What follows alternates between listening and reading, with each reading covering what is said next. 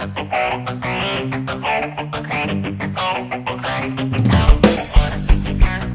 Dia Mundial do Pentecostalismo, que é um dia marcante para a igreja cristã, é um dia que realmente marcou, chamado de terceira onda da cristandade, né? Por que terceira onda? Porque a primeira é quando iniciou-se a igreja cristã, lá em Atos capítulo 2, no ano 30 e o ano 33.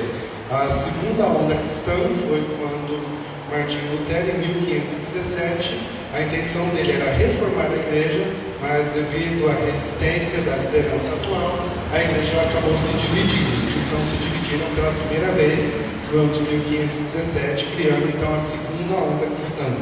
E a terceira onda cristã, ela acontece no que nós vamos iniciar hoje, que nós vamos estar falando hoje, em 1906, lá nos Estados Unidos, que no caso é o pentecostalismo, quando a igreja cristã pentecostal ela foi criada. Então, é chamado e conhecido como terceira onda da cristandade, ou terceira onda da igreja. Vamos orar nesse momento? Pai, nós te agradecemos por esta manhã, pelo teu poder em nossas vidas, em nosso meio te agradecemos, ó Pai, pelo teu Espírito que se moveu nesse lugar de uma maneira tão maravilhosa e tão gratificante nesta manhã. Pedimos a direção do Espírito de Deus agora sobre nossas vidas, nos moldando, nos transformando e nos ensinando nesta manhã.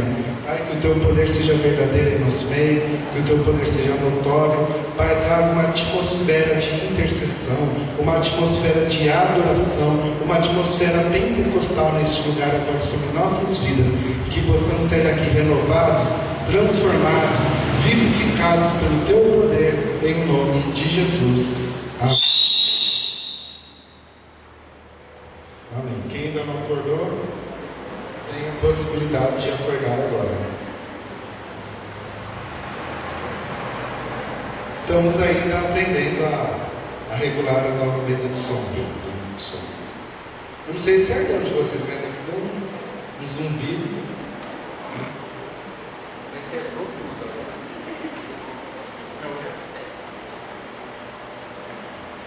Ok? Ok. Então pega a sua Bíblia aí na sua mão, nós vamos fazer a nossa proclamação. Vamos lá? Esta é a minha Bíblia. Eu sou o que ela diz que eu sou. Eu tenho o que ela diz que eu tenho. Eu posso fazer o que ela diz que eu posso fazer. Hoje eu serei tocado pela palavra de Deus. Eu audaciosamente confesso que a minha mente está alerta. Meu coração está receptivo. Eu nunca serei o mesmo. Eu estou pronto para receber a incorruptível, indestrutível, sempre viva semente da palavra de Deus. Eu nunca mais serei o mesmo. Nunca, nunca, nunca, no nome de Jesus.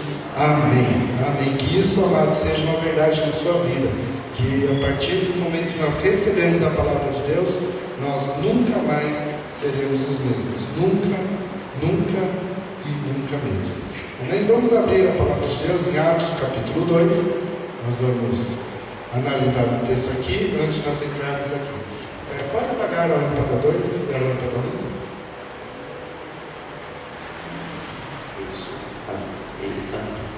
1. Atos capítulo 2.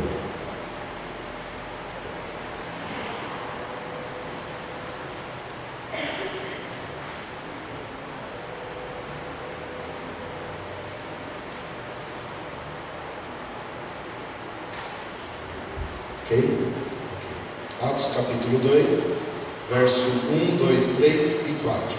Ao cumprir-se o dia de Pentecostes, estavam todos reunidos no mesmo lugar. De repente veio do céu um som como um vento impetuoso e encheu toda a casa onde estavam assentados. E apareceram distribuídas entre eles línguas como de fogo, e pousou sobre cada um deles. Todos foram cheios do Espírito Santo e passaram a falar em outras línguas, segundo o Espírito lhes concedia que falassem. Até aqui. Vamos, primeiro slide.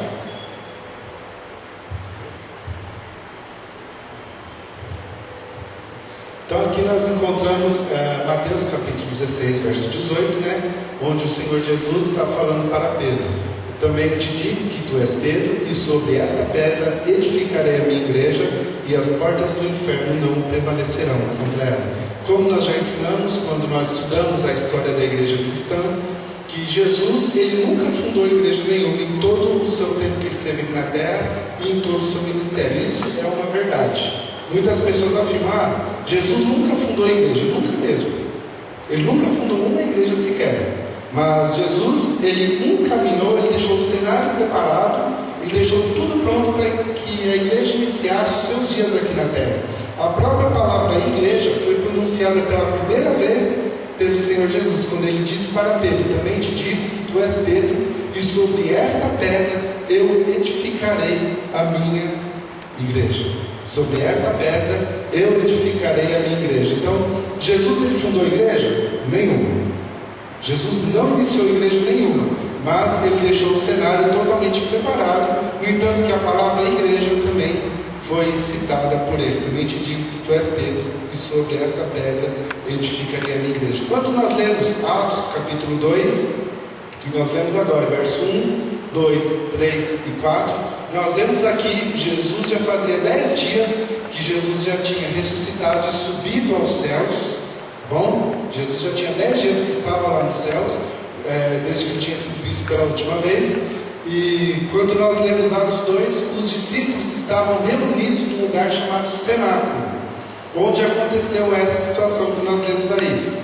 Lê de novo, verso 1: estavam todos reunidos no mesmo lugar, e de repente veio do céu como o som de um vento impetuoso, e apareceu sobre eles línguas como de fogo, que pousaram sobre cada um deles. As línguas vieram pousando sobre cada um deles, e passaram a falar em outras línguas conforme o Espírito lhes concedia que falassem. Aqui, amados, aí iniciou-se a igreja, tá? Nesse lugar, no cenáculo, com esse acontecimento, então, iniciou-se a igreja. Quando nós avançamos para o verso 41, a partir do verso número 12 do Atos capítulo 2, então, lá naquele cenáculo, naquele mesmo lugar, Pedro se levanta e começa a pregar na direção do Espírito Santo. Quando chegamos no verso 41, ali é o final da mensagem. Ele está falando o seguinte: então, os que lhe aceitaram a palavra foram batizados, havendo um acréscimo naquele dia de quase 3.000 almas. Então nós vemos que a igreja se iniciou muito bem, né? O primeiro culto já batizou 3.000. Começou muito bem, começou num cenário propício, começou de uma maneira, digamos assim, de uma maneira excelente. Começou com os 2 pés direito, né? Ela começou ali ganhando almas, começou ali batizando, e as pessoas realmente cheias do Espírito Santo. Irmãos, com o passar do tempo, quando nós lemos em Atos capítulo 8, abre ali rapidinho, Atos 8, verso 1 diz: e Saulo consentiu na sua morte. Aqui está falando da morte de Estevão, tá? Atos capítulo 8, verso 1. Naquele dia levantou-se grande perseguição contra a igreja em Jerusalém, e todos, exceto os apóstolos, foram dispersos pelas regiões da Judéia e Samaria. Então, naquele dia iniciou-se grande perseguição contra a igreja cristã.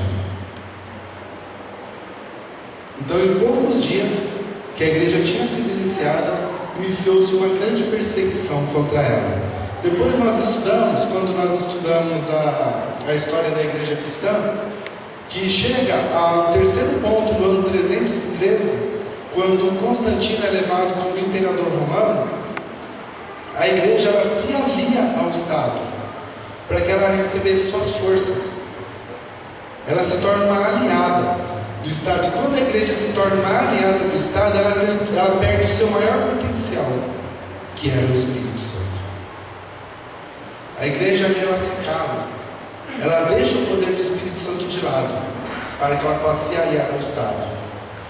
Mas por que ela perde o poder do Espírito Santo? Ah, como, amados? A luz e as trevas andarem juntos? Ah, como? A luz e as trevas andarem de igual maneira? Jamais, porque quando a igreja se alia ao Estado, várias imagens de fundadores, de presidentes, foram colocados dentro da igreja. Estátuas de presidentes, daquele que tinha fundado, daquele que tinha construído aquele prédio. Constantino foi o primeiro. Ele liberou a igreja era perseguida. No ano 303, Constantino liberou a igreja, para que a igreja pudesse atuar e aliada ao Estado. E a primeira cidade que Constantino fundou, colocou o nome de Constantinopla, para ficar igual ao nome dele.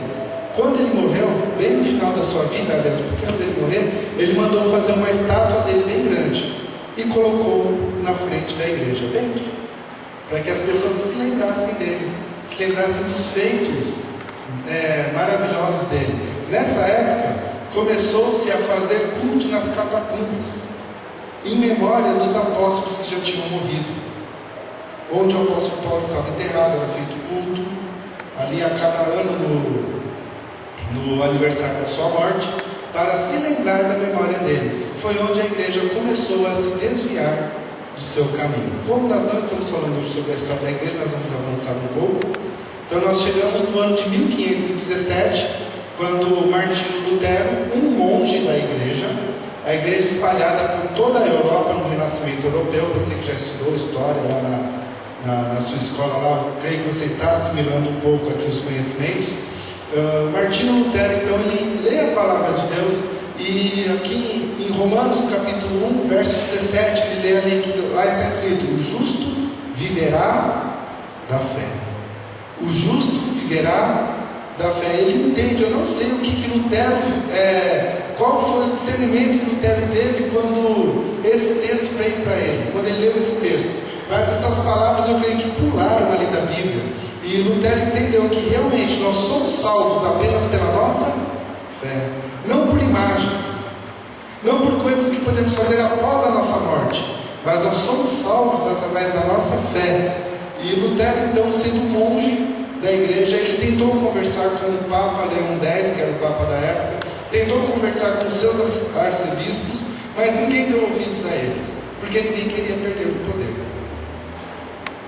Então o que aconteceu? O que Lutero nunca quis foi dividir a igreja. Ele queria que ela fosse reformada. Lutero, a intenção dele é que a igreja voltasse às suas raízes, que é a palavra de Deus. Um dos grandes feitos de Martinho Lutero foi traduzir a Bíblia do latim para o alemão, porque a intenção de Lutero é que todas as pessoas tivessem a Bíblia ao seu próprio acesso. Aliás, tivesse acesso à sua própria Bíblia, né? Melhorando a colocação. Se hoje, amados, você tem a sua Bíblia traduzida para o português, é porque esse homem, lógico que não é ele, esse aqui foi o personagem que gravou o filme de Lutero, é porque Martinho Lutero, ele realmente se dispôs, enfrentou as autoridades da época, enfrentou um julgamento onde ele quase foi morto, onde ele estava sendo condenado à morte. Ele enfrentou, ele encarou para traduzir a Bíblia na sua própria língua. E isso despertou que a Bíblia fosse traduzida para todas as línguas onde ela pudesse estar. Você pode ver que hoje nós temos ela em português.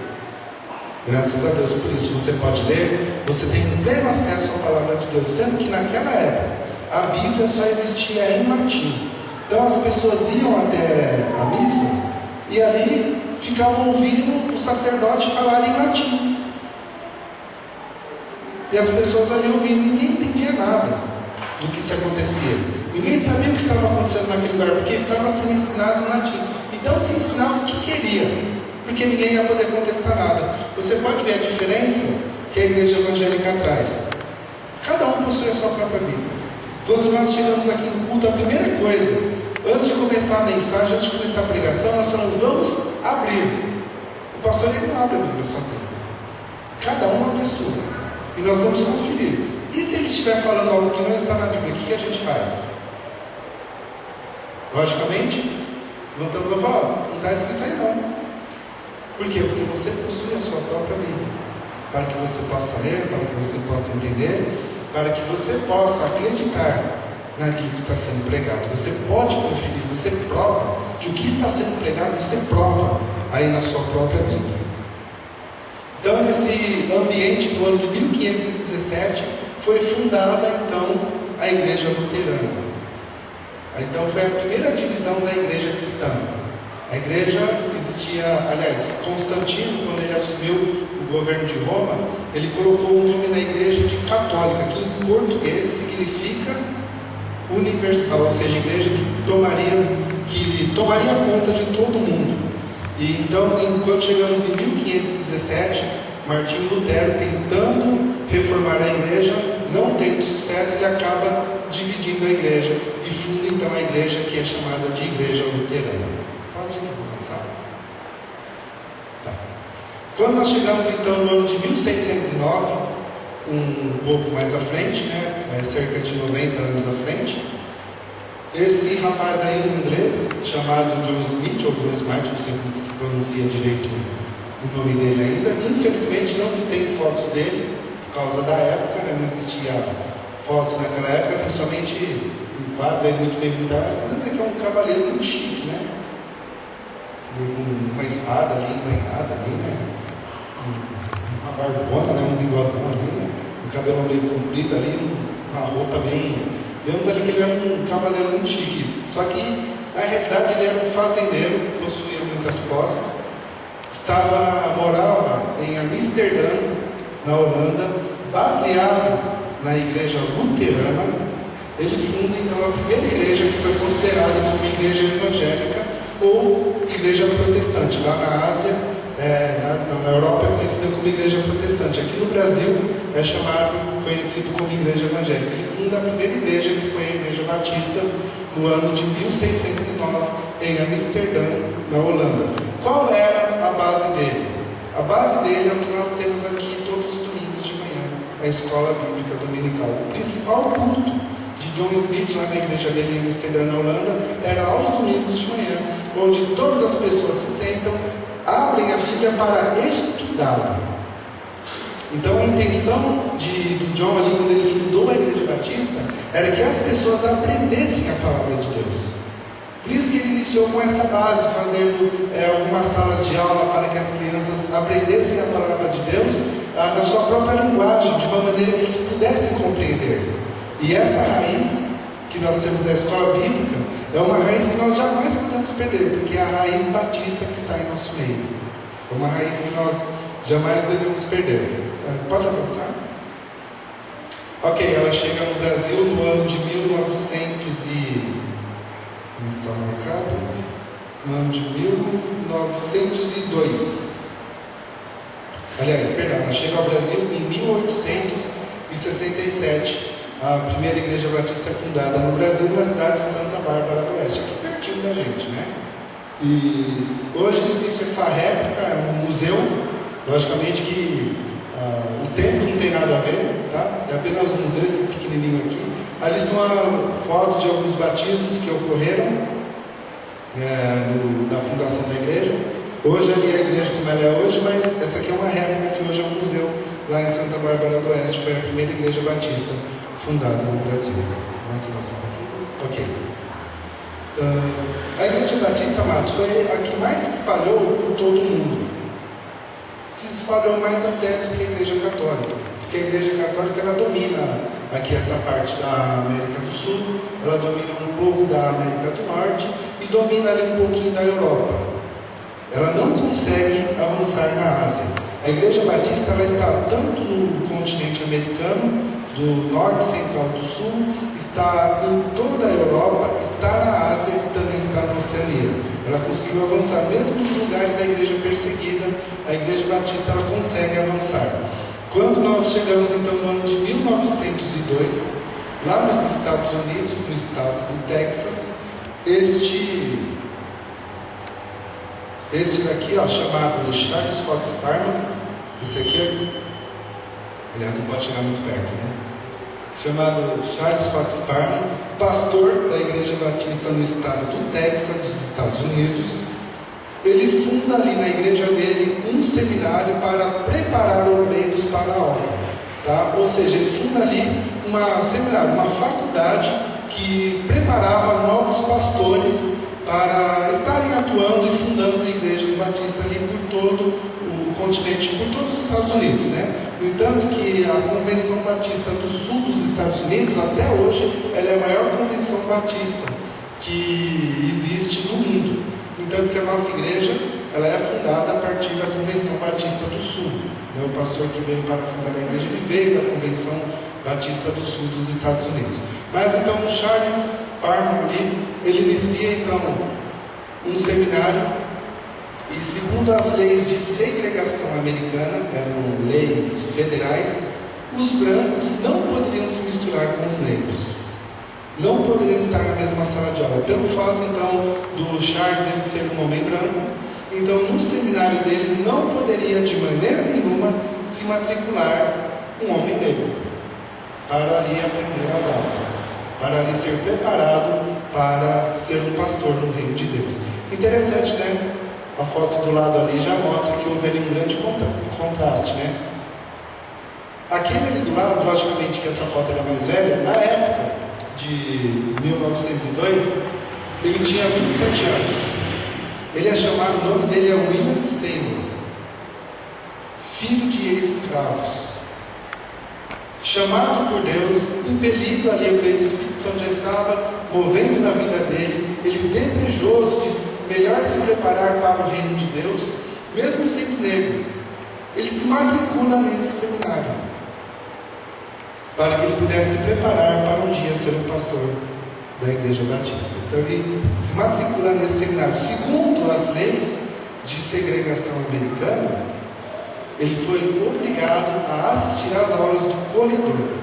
Ele não podia entrar na sala de aula, ele não podia usar o banheiro da escola, ele não podia se sentar à mesa do refeitório que tinha ali no seminário. Se ele quisesse comer um lanche entre o intervalo das aulas, ele tinha que comer na calçada. Se ele quisesse usar o banheiro, acho que ele teve que encontrar uma noite, alguma coisa mais longe ali. Ele não podia usar o banheiro da escola. Então, o Parham veio, o desejo dele permitiu então, que ele assistisse às aulas do corredor. Então, quando os alunos entravam na sala de aula, se sentavam nas carteiras, a porta da sala de aula ficava aberta, ele ficava ali do lado de fora, ouvindo a aula ali do lado de fora. Mas Deus tinha um grande propósito na vida dele. Deus queria realmente usar a vida desse homem. Tem o próximo? Então, pode voltar. Vamos continuar aqui. Então ele ficava ali do lado de fora assistindo a aula. Chegou um dia em que o Parham, o professor ali, o pastor professor, foi ensinar o livro de Atos para os alunos. Quando eles leram Atos, capítulo 2, verso 1, 2, 3 e 4, que nós lemos aqui na introdução da nossa aula, algo moveu no coração de William Seymour. Algo moveu ali no coração dele. E ele ficou ali totalmente pautado naqueles 4 versículos. Olha, se isso aqui aconteceu na vida dos discípulos, aliás, apóstolos agora, né, Jesus já tinha subido ao céu, se aconteceu na vida dos apóstolos de Cristo, e aconteceu na vida de tantas pessoas, porque nós vemos ali no texto que 3.000 almas foram batizadas. Aconteceu na vida de tantas pessoas, por que não poderia agora acontecer na vida deles? Por que não poderia agora acontecer em 1902, quase 2.000 anos após aquele acontecimento? Por que essa chama do Espírito Santo foi apagada? Então William Seymour se decidiu em buscar o Espírito Santo, buscar o batismo do Espírito Santo. Ali em cima nós temos uma foto, você pode ver ali, dos alunos que se formaram naquela turma. Está vendo aquela primeira foto ali de cima? Vê se você vê o Seymour naquela foto. Nem a foto ele pôde participar, nem na foto de formatura ele pôde participar. Só os alunos que se formaram, menos ele, pelo fato de ele ser negro. Mas Deus escolhe as coisas loucas assim, né? Pode avançar. Tá. Então no dia um pouquinho antes, então deixa assim mesmo. Não, pode deixar aqui, só para a gente não se perder. Depois então que houve essa formatura, a Igreja Batista de Los Angeles ficou sabendo desse desejo e dessa busca pelo Espírito Santo de William Seymour. Então convidou ele para que ele fosse até saísse do Texas, onde ele morava, fosse até o estado de Los Angeles para pregar durante 4 domingos na Igreja Batista de Los Angeles. Então ele foi convidado para pregar lá. Quando ele chegou numa igreja de brancos, um pastor recém-formado negro, com toda aquela motivação que ele estava de buscar o Espírito Santo na vida dele, de buscar, de orar em línguas, ele chegou então lá na igreja de Los Angeles e ele pregou Atos capítulo 2, verso 1, 2, 3 e 4. Quando ele acabou a mensagem, ele falou: agora nós vamos buscar o Espírito Santo. E buscou, e as pessoas oraram na igreja da forma batista, alinhadinha, bonitinha, arrumadinha, direitinha, 9 horas sem acabar em ponto, de direitinho ali, bem bonitinho, com as palavras bem elaboradas. Sabe o que aconteceu naquele lugar? Nada. Não aconteceu nada. Sabe o que eles fizeram com o pastor negro?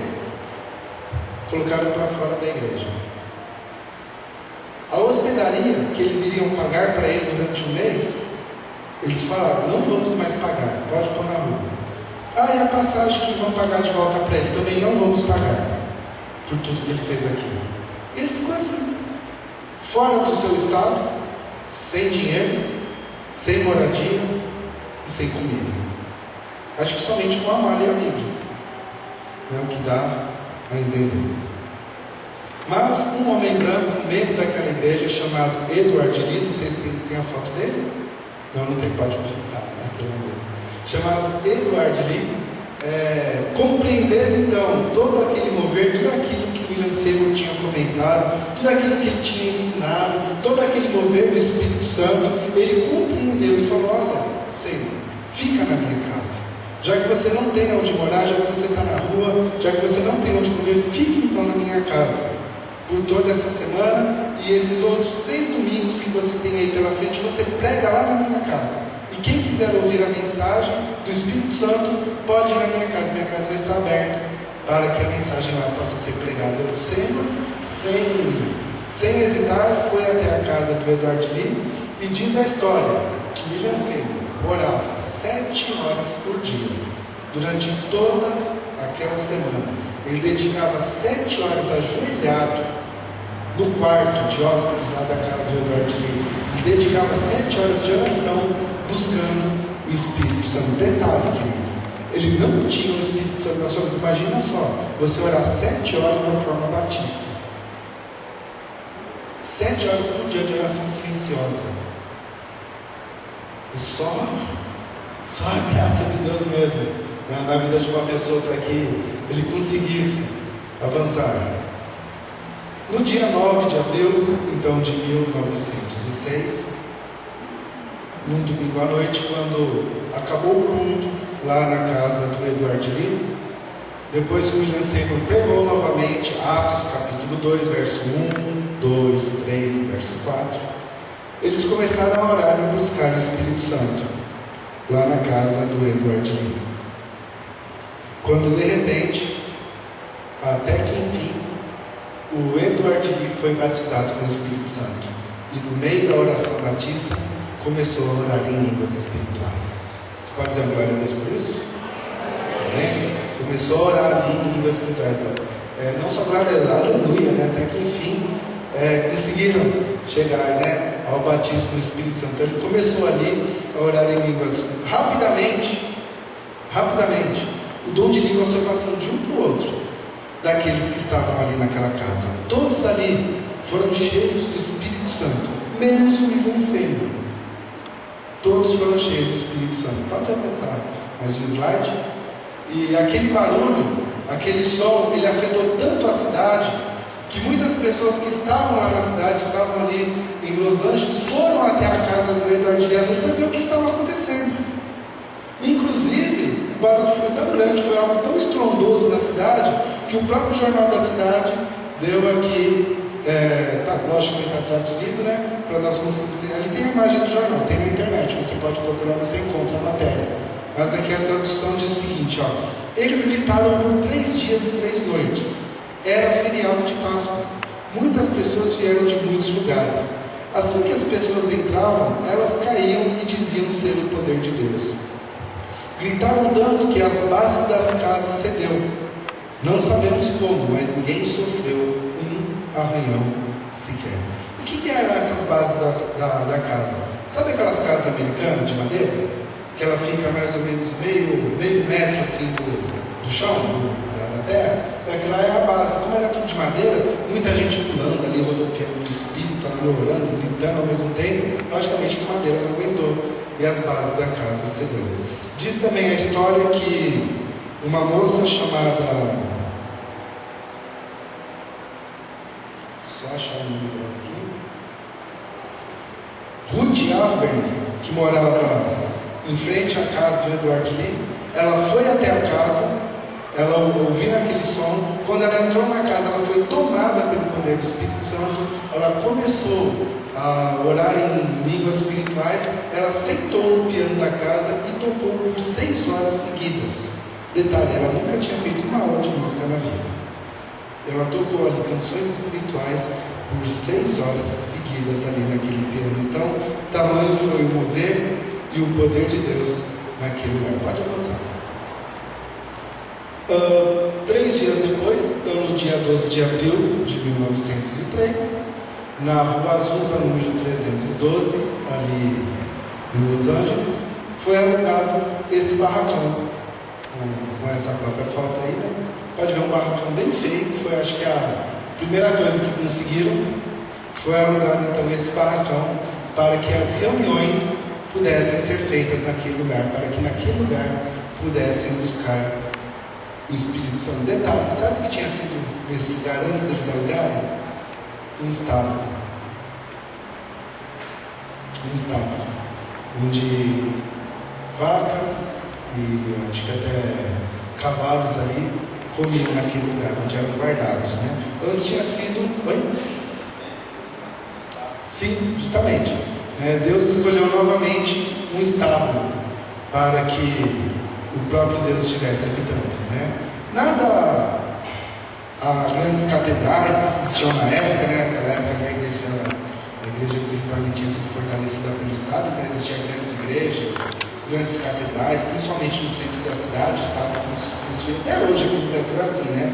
Funda-se uma cidade, vai ter um bairro ali, no centro do bairro se promove ali uma grande catedral, uma grande igreja. Até hoje ainda acontece isso. Mas Deus, Ele escolheu outro lugar, não feito por mãos humanas, para que Ele pudesse ali estar derramando o seu poder, o poder do seu Espírito.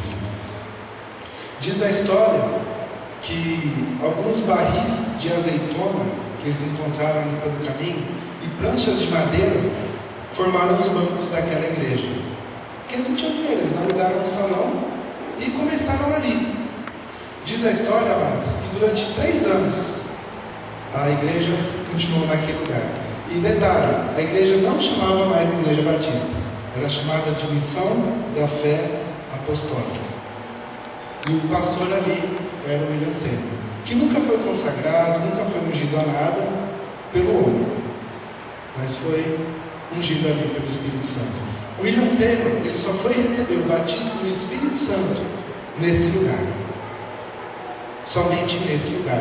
Por isso que quando você vai estudar a história do pentecostalismo, ela sempre vai dar na Rua Azusa, nunca ali na Rua Bonnie. Conta um pouquinho ali, por favor.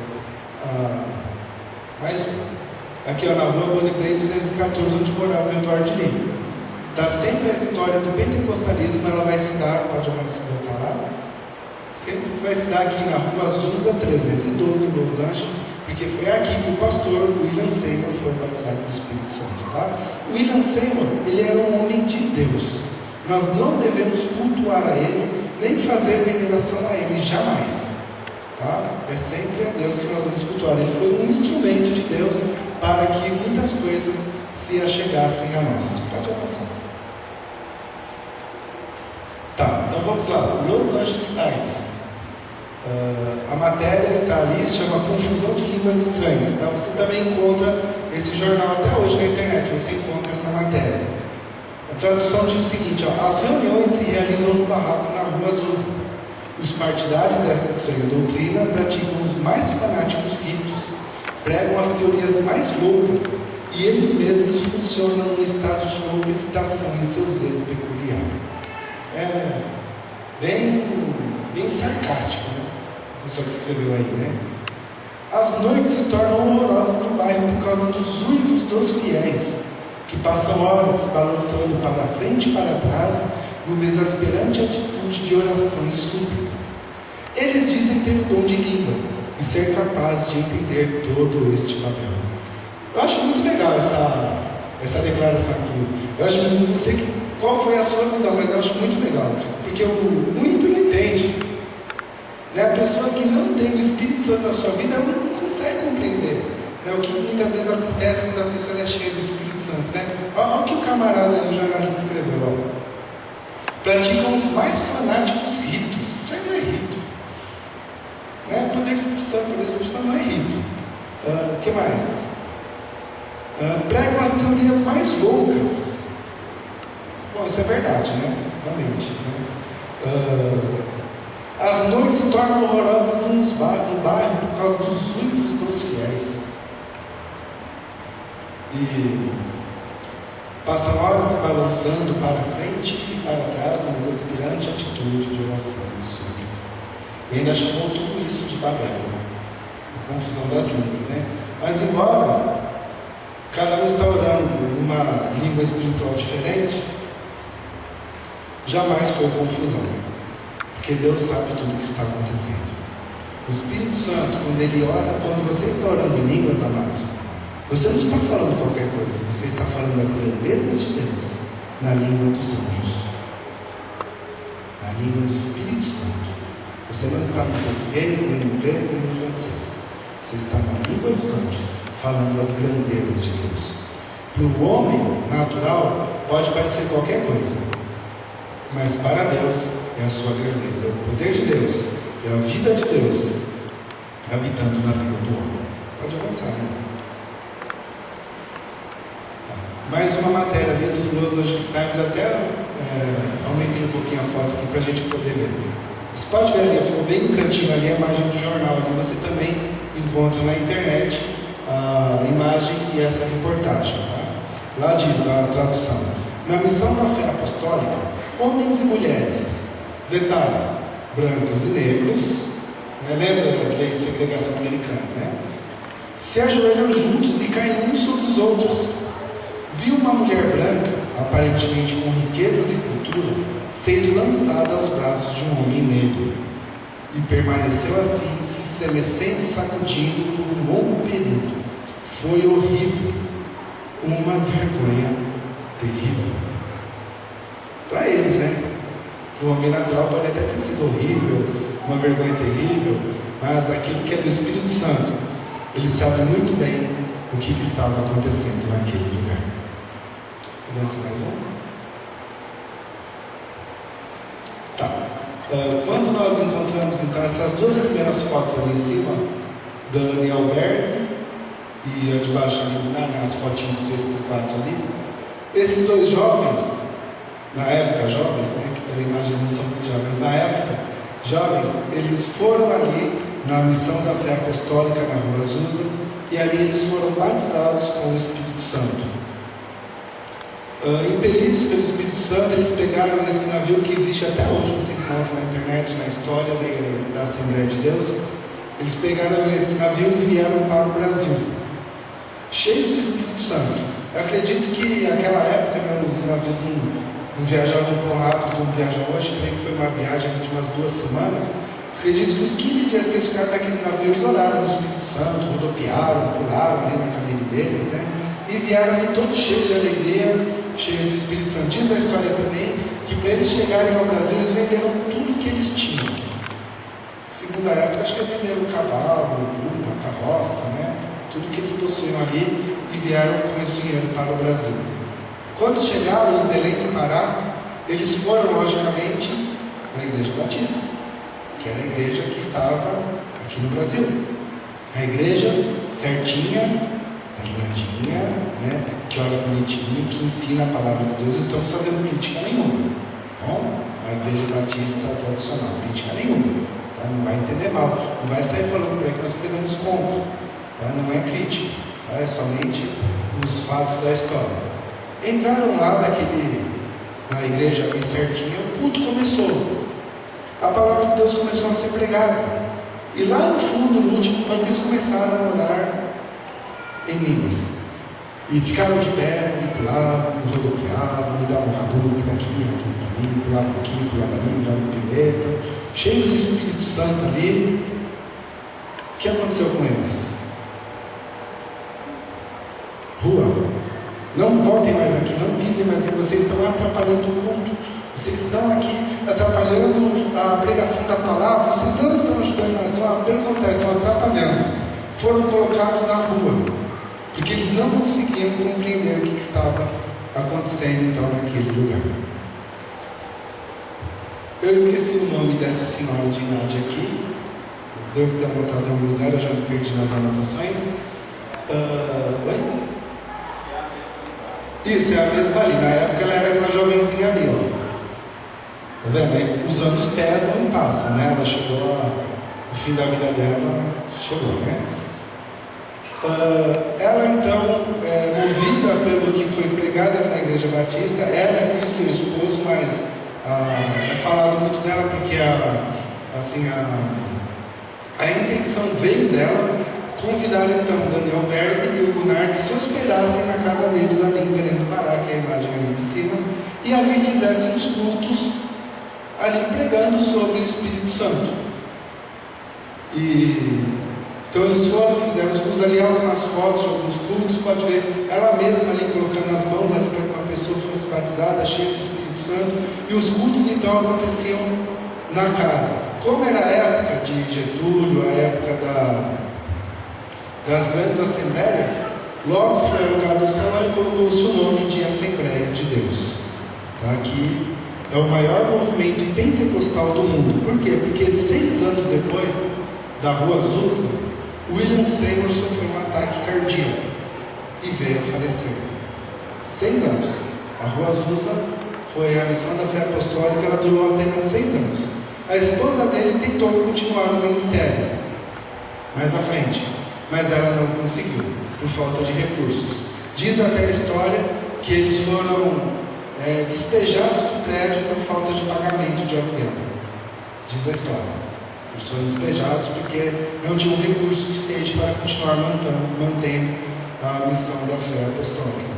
Mas ela realmente influenciou muitas coisas que nós vemos até os dias de hoje. William Seymour se casou naquela igreja, lá na Rua Azusa. Até então ele era solteiro, ele se casou lá, ou seja, ele teve apenas 4 ou 5 anos de casado apenas. E a missão da fé apostólica, então ela influenciou esses 2 jovens que chegaram ao Brasil, dirigidos pelo Espírito Santo, muito mais estruturados, já com, digamos assim, uma experiência um pouco maior do que deveria ser uma igreja. Então, a partir de Belém do Pará, o movimento pentecostal ele foi espalhado por todo o mundo, não somente no Brasil, mas por todo o mundo. Em sua grande maioria, as igrejas batistas do Brasil aderiram ao movimento pentecostal. Você pode ver, você bate de frente várias igrejas batistas, principalmente em São Paulo, essa é a Igreja Batista Pentecostal, que entraram então no movimento pentecostal. Eles viram que realmente era algo de Deus, não era algo que atrapalhava o culto, era o poder de Deus sendo lançado, era o poder de Deus na vida das pessoas. Então eles entenderam que realmente nós devemos estar no mover de Deus, no mover do Espírito Santo, chamado de mover pentecostal. Por que mover pentecostal? Porque ele começou na época de Atos, no dia de Pentecostes. Abre lá em Atos 2 de novo, verso 1. Atos 2, verso 1. Lá diz: ao cumprir-se, dependendo da sua versão, ao findar-se o dia de Pentecostes. A festa de Pentecostes ela já existia. A festa de Pentecostes ela começa quando começa a colheita anual, a colheita do ano, no caso que nós chamamos aqui no Brasil de safra. Sabe, vai começar a safra da laranja, a safra da cana. Então, quando vai começar a colheita, os primeiros frutos que são colhidos, lá em Israel, eles comemoram uma festa de Pentecostes. Os primeiros frutos são consagrados a Deus. na festa de Pentecostes. Tá? Então, cumprindo-se o dia, no fim do dia de Pentecostes, teve esse dia que eles estavam lá no cenáculo, e o Espírito Santo veio sobre a vida deles. Por isso que é chamado de mover pentecostal. Tá? Porque a festa de Pentecostes, ela vai acontecer 50 dias após a Páscoa. Ou seja, nós não estamos na época dela ainda. Tá? Mas o mover pentecostal ali, dos apóstolos, ele começou no final dessa festa. E William Seymour baseado, ele começou no dia 9 de abril. Tá? Por isso que é comemorado o dia do pentecostalismo e não o dia da festa de Pentecostes. Ele é comemorado no dia 9 de abril, que foi nessa quarta-feira passada, o dia mundial do pentecostalismo. A festa de Pentecostes, ela celebra os primeiros frutos. Eu achei interessante, né, o Espírito Santo ter iniciado a igreja, porque naquele dia colheu-se os primeiros frutos. Naquele dia 3.000 almas se salvaram, 3.000 almas ali foram batizadas. Então nós vemos ali a colheita então dos primeiros frutos. Alguém tinha levantado a mão? Pois não? Lá na época, essa festa de Pentecostes se iniciou quando? Não tem data definida? Tem, mas está lá no livro de Êxodo. É bem antigo. Então todas são as festas. São 6 festas que os judeus celebram anualmente. Ela é uma delas. Inclusive a da Páscoa, né, que nós vamos comemorar na semana que vem. Aliás, que não é chamada de festa. É a única que não é chamada de festa, né? Festa de Pentecostes, festa dos Tabernáculos, festa do Purim, festa disso, festa daquilo e Páscoa. É a única que não é chamada de festa, mas também é uma festa. Então, amados, nós vemos aí um grande mover de Deus, iniciando então a igreja pentecostal e o movimento pentecostal, a qual, como nós falamos no início, 85% das igrejas evangélicas hoje, espalhadas pelo mundo, descendem do movimento pentecostal, que se iniciou no Brasil, que se iniciou-se aqui pertinho da gente. Né? Então, 85% das igrejas evangélicas no mundo são igrejas renovadas, ou igrejas pentecostais, ou igrejas avivadas, né? Muitas, cada um coloca uma nomenclatura diferente, mas todas foram pautadas, então, baseadas no que aconteceu, nesses acontecimentos que aconteceram aqui no Brasil. Vamos para a palavra de Deus. Nós vamos abrir João capítulo 3, verso 16, Evangelho de João, capítulo 3, verso 16.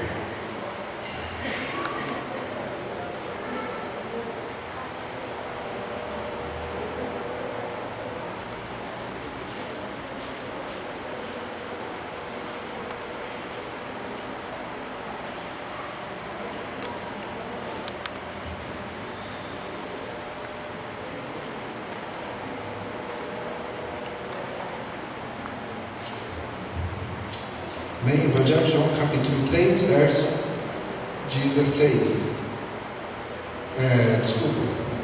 Lucas 3,16. Falei João, né? João 3,16 é porque Deus ama o mundo e tal, mulher, mas que um dia eu creio no mereço, mas também no eterno. Evangelho de Lucas, me perdoem, errar é humano, super-humano. Tá? Lucas capítulo 3, verso 16. João falando, né? Eu na verdade vos batizo com águas, mas vem aquele que é mais poderoso do que eu, do qual não sou digno de desatar as correias das sandálias. Ele vos batizará com o Espírito Santo e com fogo. Vem aquele que é mais poderoso do que eu, do qual não sou digno de desatar a correia das sandálias.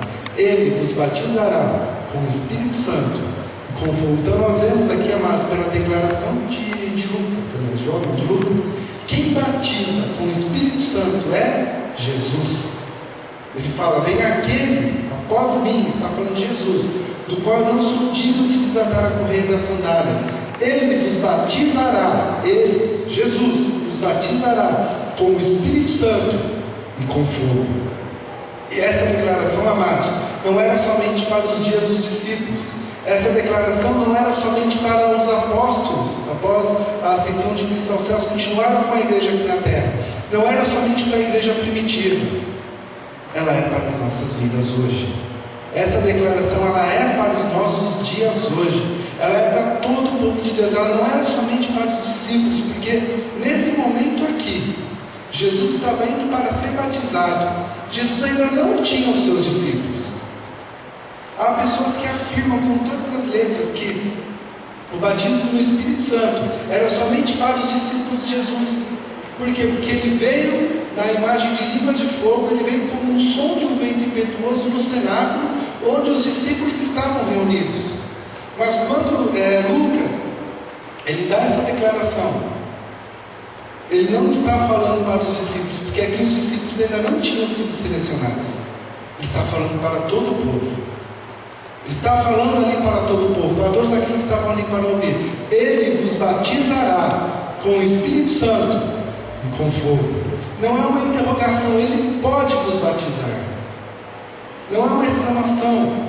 É um ponto final que nós temos ali. Ele vos batizará com o Espírito Santo e com fogo. Então nós vamos ver aqui pela história da igreja primitiva, avançando em Atos, capítulo 10, o 2 nós já lemos. Atos, capítulo 10, e o verso 44, Atos 10, 44 em diante. Ainda Pedro falava essas coisas quando caiu o Espírito Santo sobre todos que ouviam a palavra. E os fiéis que eram da circuncisão, que vieram com Pedro, admiraram-se, porque também sobre os gentios foi derramado o dom do Espírito Santo, pois os ouviam falando em línguas e engrandecendo a Deus. Então perguntaram a Pedro: porventura pode alguém recusar a água para que não sejam batizados esses que, assim como nós, receberam também o Espírito Santo? Então, amados, nós vemos aqui pessoas sendo batizadas com o Espírito Santo fora do judaísmo. Nós vemos aqui em Atos capítulo 10, verso 44, os gentios sendo batizados com o Espírito Santo. Você pode ver o texto aqui, ele é muito claro, aqui no verso 45, ele fala: e os que eram da circuncisão, ou seja, os judeus, o povo de Deus, que desceram ali com Pedro, admiraram-se, porque também sobre os gentios, sobre aqueles que não eram judeus, sobre o povo qualquer aí da rua, estava descendo também o Espírito Santo. O poder do Espírito Santo, ele não é para um grupo de pessoas selecionado, ele é para todos aqueles que o quiserem. O texto aqui é muito claro. Também sobre os gentios vieram o poder do Espírito Santo. Vamos avançar aqui na história. Atos 19.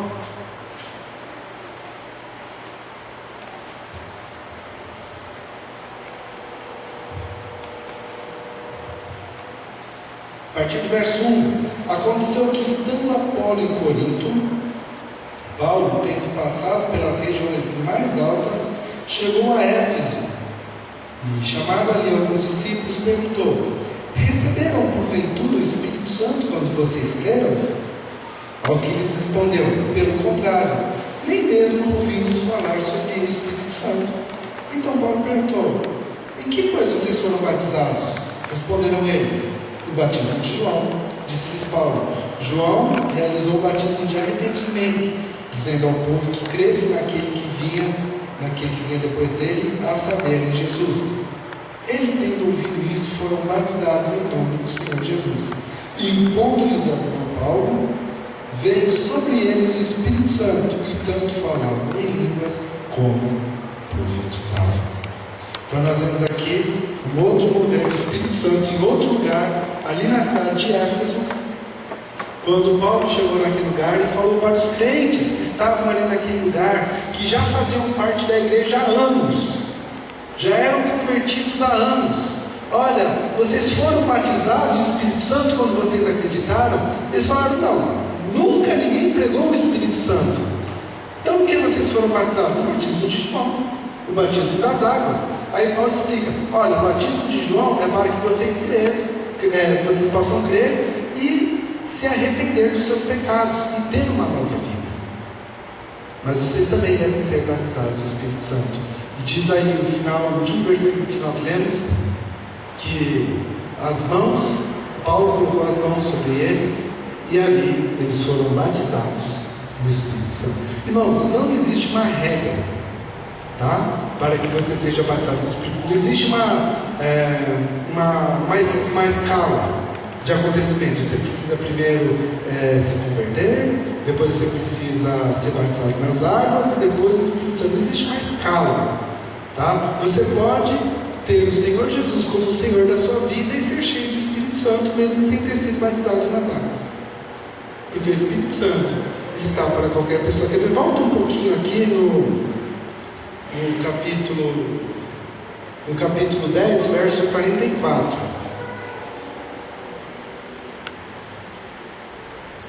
Tá?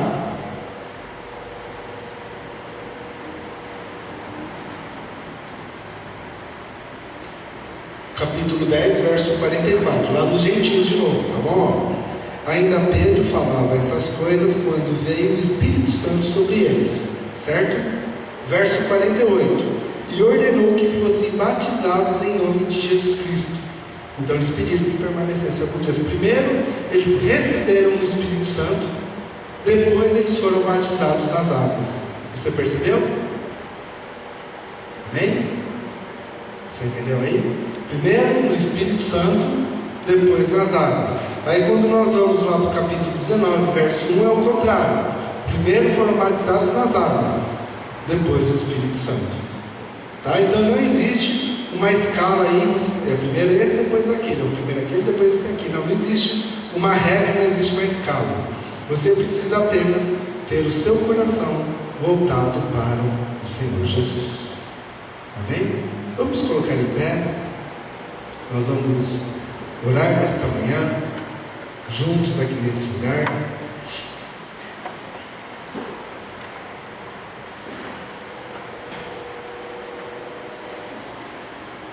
Dê as mãos para a pessoa que está ao seu lado.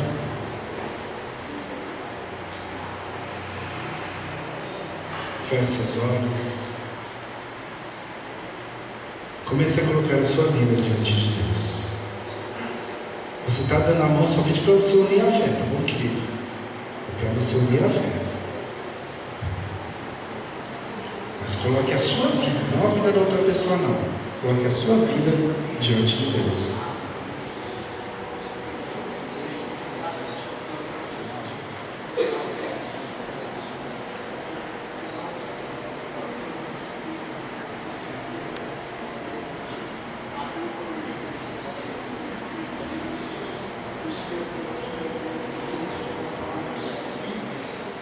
Vai analisando aquilo que você aprendeu nesta manhã, aquilo que você já conhecia, aquilo que você ainda não conhecia. Vai orando. Vai orando nessa manhã, na sua vida.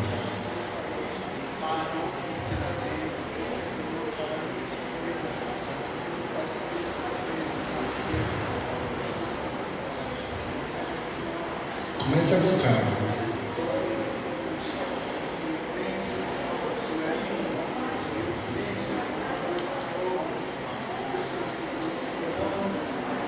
Agora responda para você mesmo, amado. Você já é batizado no Espírito Santo? Você já é batizado no Espírito Santo? Não fique só com a fechada, não. Vai orar a Deus. Vai falando igual ao Senhor. Você já é batizado no Espírito Santo? Se você já é batizado, você já tem um dom de línguas. É hora agora de nós aflorarmos o nosso modelo. Vai liberando as línguas aí, amado. Aí mesmo onde você está, com as mãos dadas para o seu irmão, vai liberando as línguas espirituais agora da sua vida. Libera o dom de línguas agora. Comece a orar em línguas, amado. O momento de você estar no mover pentecostal agora. Comece a liberar as línguas aí sobre a sua vida agora. Em nome de Jesus. Pai, nós oramos agora.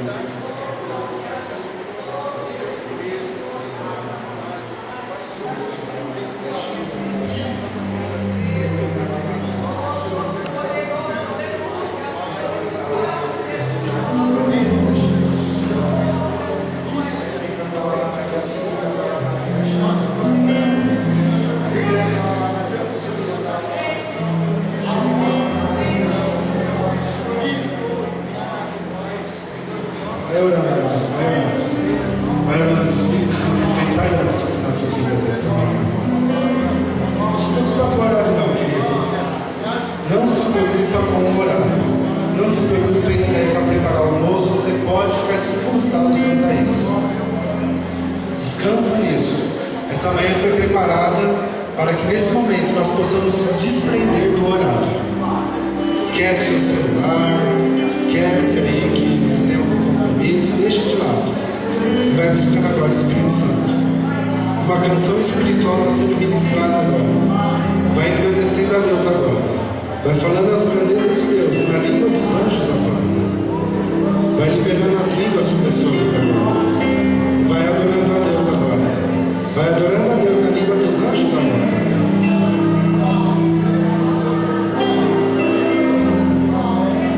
Amados, a história diz que os cultos na rua Azusa, eles começavam todos os dias, de segunda a segunda, às 10 horas da manhã, e terminavam por volta da meia-noite, 1 da manhã, 11 da noite. Eram cerca de 13 a 14 horas de culto por dia, sem hierarquia, sem organização, sem organograma, totalmente dirigido pelo Espírito Santo. Comece a orar em línguas agora. Vai liberando as línguas agora. Vai liberando agora.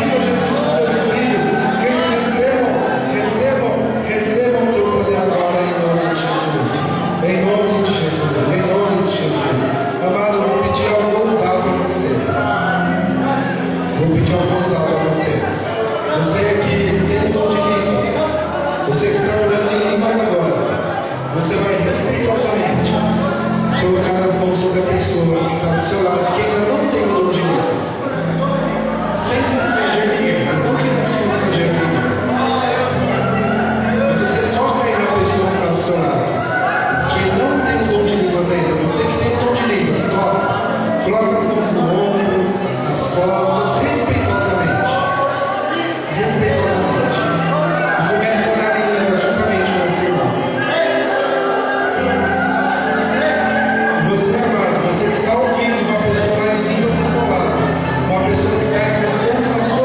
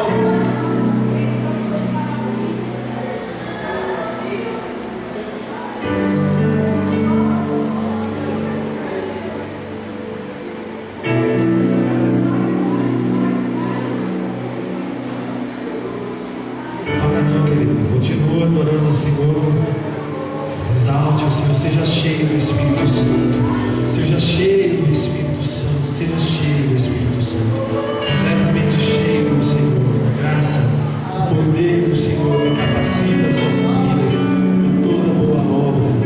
Aleluia, Senhor.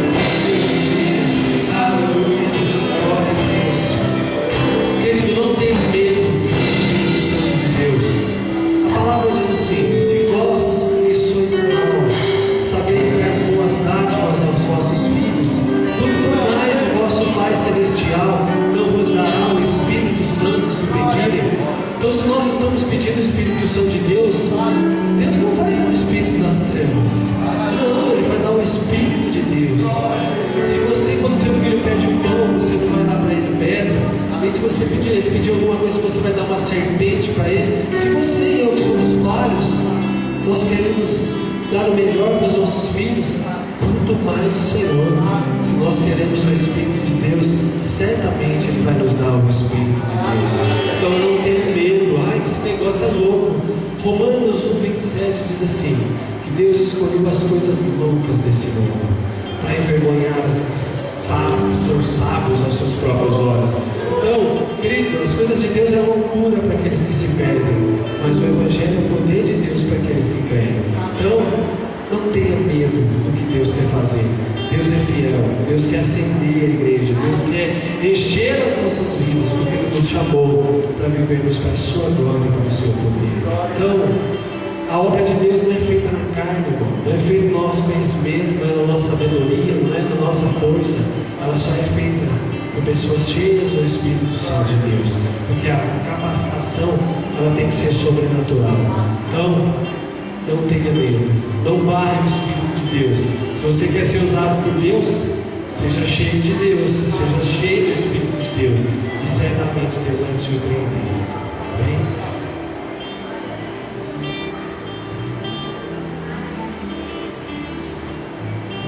Amados, pode se assentar.